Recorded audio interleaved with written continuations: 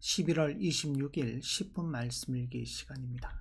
오늘 10분 말씀 읽기 본문은 베드로전서 4장입니다. 핵심 내용을 보시면 베드로전서는 당시 로마 제국의 박해 속에서 고난받던 초대교회 성도들에게 보내는 편지입니다. 그중 4장은 그리스도인으로서 고난을 받을 때 어떻게 반응해야 하는가에 대한 내용을 다루고 있습니다. 핵심 내용은 크게 세 부분으로 나눌 수 있습니다. 1절부터 6절까지는 고난을 통한 성화에 대한 말씀입니다. 그리스도께서 이미 우리를 위해 육체적 고난을 받으셨으므로 성도들 또한 그리스도와 같은 마음으로 무장하라고 권면합니다. 고난은 우리가 더 이상 세상의 정욕을 따르지 않고 하나님의 뜻을 따라 살도록 돕는 도구가 됩니다.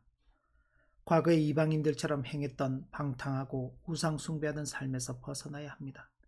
하지만 세상 사람들은 우리의 이 변화를 이해하지 못하고 비방할 것입니다.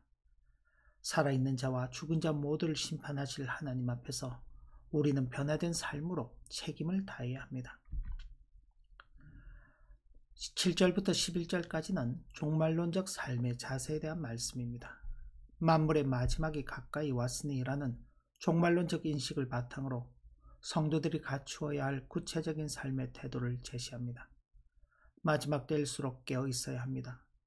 사랑은 허다한 죄를 덮느니라는 말씀으로 공동체 안에서 사랑의 실천을 가장 강조합니다. 원망 없이 서로를 섬기고 환대해야 합니다. 각자 하나님께 받은 은사를 활용하여 모든 일에서 하나님이 영광 받으시도록 해야 합니다. 12절부터 19절까지는 그리스도인으로서 받는 고난에 대한 말씀입니다. 고난은 성도를 단련하기 위한 과정이므로 놀라지 말라고 합니다. 그리스도의 고난에 동참하는 것이므로 오히려 즐거워해야 합니다. 이는 장차 그리스도의 영광이 나타날 때 더 크게 기뻐하기 위함입니다. 만약 그리스도인이라는 이름 때문에 고난을 받는다면 이는 부끄러운 일이 아니라 오히려 그 이름으로 하나님께 영광을 돌릴 기회입니다. 살인, 도둑질, 악행 등 자신의 죄 때문에 받는 고난과 그리스도인이라는 이유로 받는 고난을 명확히 구분합니다. 심판이 하나님의 집에서 먼저 시작되겠지만 고난 중에도 선을 행하며 우리의 영혼을 신실하신 창조주께 맡겨야 합니다. 종말론에 대한 이해를 살펴보도록 하겠습니다. 베드로전서 4장은 만물의 마지막이 가까이 왔으니라는 선언을 중심으로 초대교회 종말 신앙, 성도의 삶의 지침, 그리고 고난과 종말론적 소망을 교훈하는 중요한 본문입니다. 종교개혁자들과 개혁주의 신학은 베드로전서 4장을 언제 종말이 오는가가 아니라 이미 시작된 종말의 시대에 어떻게 살아야 하는가에 대한 권면으로 해석했습니다. 첫 번째, 종교개혁자들의 해석입니다. 종교개혁자들은 당대 급진적인 제세례파가 주장했던 시한부 종말론이나 지상 천년왕국 사상을 강하게 경계했습니다.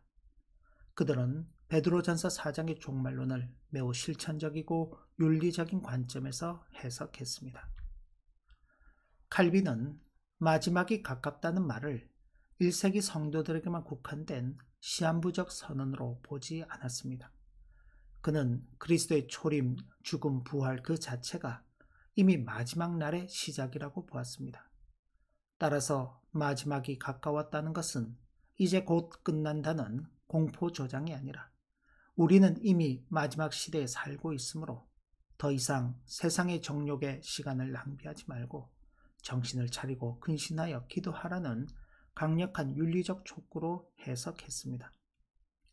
루터 역시 교황을 적그리스도로 규정하는 등 당대가 마지막 시대라는 강한 종말론적 인식을 가지고 있었으며 이는 신자가 오직 믿음으로 살아야 할 긴급성을 부여했습니다. 종교개혁자들은 성도들이 겪는 박해와 고난을 마지막 때의 징조이자 성도가 그리스도와 연합되었다는 증거로 보았습니다. 고난은 형벌이 아니라 성도를 연단하고 정화하여 다가올 그리스도의 영광에 참여하게 하려는 하나님의 섭리로 해석했습니다. 두 번째는 개혁주의 신학의 견해입니다. 개혁주의 신학은 칼빈의 해석을 계승하고 발전시켜 특히 무천년설과 이미 그러나 아직이라는 종말론적 틀 안에서 베드로전서 4장을 해석합니다. 개혁주의 신학은 신약시대 전체를 말세로 봅니다. 그리스도의 초림으로 하나님 나라는 이미 시작되었지만 그의 재림으로 완성될 때까지는 아직 완성되지 않았습니다. 따라서 4장 7절에 만물의 마지막이 가까이 왔다는 것은 우리가 이미 그 마지막 시대 안에 살고 있으며 구속사의 최종 단계인 재림만이 남았다는 총말론적 임박성을 의미합니다. 하나님의 집에서 심판을 시작할 때가 되었나니 라는 말씀은 개혁주의 종말론에서 매우 중요하게 다뤄집니다. 개혁주의는 이 심판을 두 가지로 구분합니다. 먼저는 교회에 대한 심판입니다. 이는 멸망을 위한 형벌적 심판이 아니라 정화적, 연단적 심판입니다. 즉 현재 성도들이 겪는 고난과 불시험이 바로 이 심판의 과정입니다. 하나님은 고난을 통해 교회를 정결하게 하시고 알곡과 가라지를 구분하십니다. 다음은 세상에 대한 심판입니다. 교회에 대한 정화적 심판이 이 정도인데 하물며 복음을 순종하지 않는 자들이 받을 최후의 멸망적 심판은 얼마나 더 두렵겠느냐는 경고입니다. 따라서 성도가 겪는 고난은 종말론적인 사건입니다. 그것은 우리가 하나님의 백성이며 하나님께서 우리를 거룩하게 다루고 계시다는 증거입니다. 성도는 이 땅을 살아가는 동안 징계를 위한 고난, 연단을 위한 고난, 혹은 질병이나 천재지변과 같은 이유 없는 고난을 당할 수 있습니다. 그러나 이 모든 고난은 하나님의 섭리 안에 있는 고난이기에 하나님께서는 우리가 고난당할 때 우리와 함께 하십니다. 그리고 하나님께서는 우리가 이 고난을 극복하기를 원하시며 또 극복할 것을 기대하십니다. 하나님은 우리가 감당할 수 있을 만큼의 고난만을 허락하시며 이 고난을 통해 우리와 만나기를 원하십니다. 고난 앞에서 우리는 기도하게 되고 지나온 삶을 되돌아보며 삶의 방향을 전환하게 됩니다. 뿐만 아니라 고난 앞에서 우리는 진정한 그리스도의 사랑을 실천할 특별한 기회를 만나게 됩니다. 그러므로 성도의 일생은 행복이냐 고난이냐로 나뉘는 것이 아니라 하나님의 뜻을 살아가는 일생이냐 이방인의 뜻을 따라 살아가는 일생이냐로 나뉩니다. 우리를 택하시고 왕같은 제사장으로 삼으시고 거룩한 나라가 되게 하시며 당신의 소유된 백성으로 인정하신 하나님만을 의지하고 그 뜻에 순종하는 참으로 복된 생애를 살아가야 하겠습니다. 기도합니다.